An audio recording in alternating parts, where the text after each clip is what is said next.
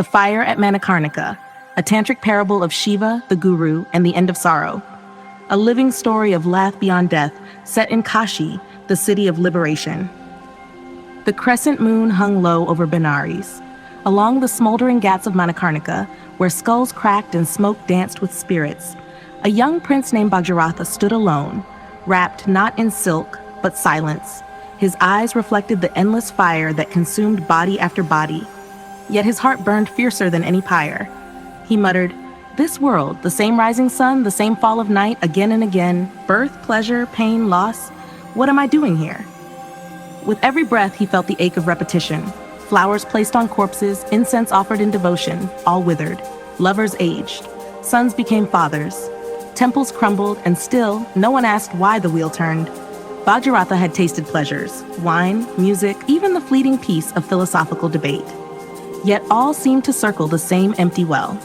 That night, under the shade of the great Bilva tree beside the shrine of Shiva Vishwanatha, he knelt before the only light that had ever truly pierced his soul.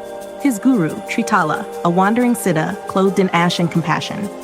With eyes full of longing, Bhagiratha pleaded, "Master, how can I end this sorrow, this gnawing delusion, this fear of age and death and rebirth? I seek the real, that which remains when all else burns." Tritala smiled, not as a man smiles, but as fire greets fuel. "You are ready." He drew a circle in the dust with his finger. "All sorrow ends," he whispered, "when you step outside this circle, the illusion of I and mine, of this and that.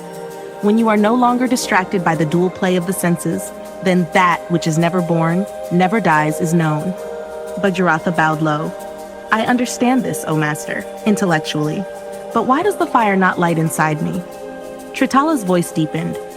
"Because knowledge that lives only in the head is not knowledge at all. You must become the flame. Only when the ego is reduced to ash does the light of the self shine through." The journey begins. That very evening, Tritala led Bhagiratha through narrow stone alleys of Kashi down to a hidden shrine where Shiva and Shakti were enshrined in a secret embrace, the Ardhanarishvara.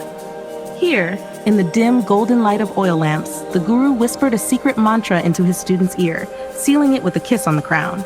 "You are now reborn," he said, "but not as a prince, as a seeker of the real." From that day, Bhagiratha gave up speech for 33 days. He wandered alone through the cremation grounds. He wept as he burned the memories of his mother, his palace, his identity.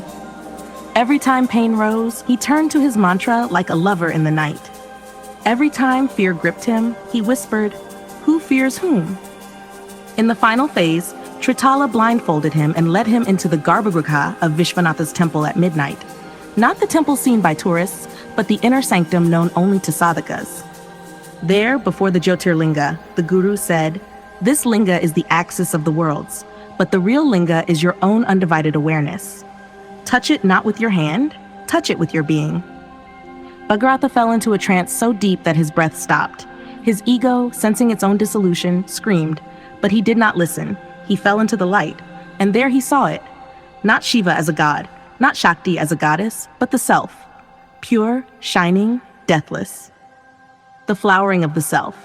When he awoke, his guru was smiling again, but this time Bhagiratha saw there was no other. Tritala was the self. The temple was the self. The fire of Manikarnika, the self. Even death was a robe worn by the infinite. With tears flowing, he embraced Tritala and whispered, "Master, you are love itself." Tritala touched his chest and replied, "No, you are." And from that day, Bhagiratha no longer taught by words but by presence.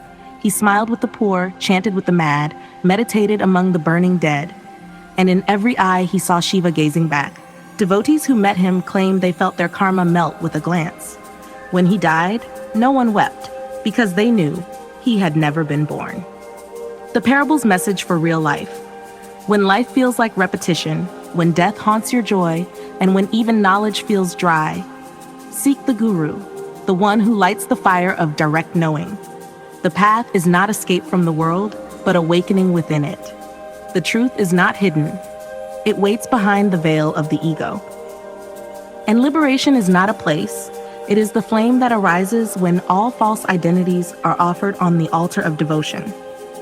This is the Tantra of love and light, the path of the Guru and Shiva, in the city where death becomes freedom.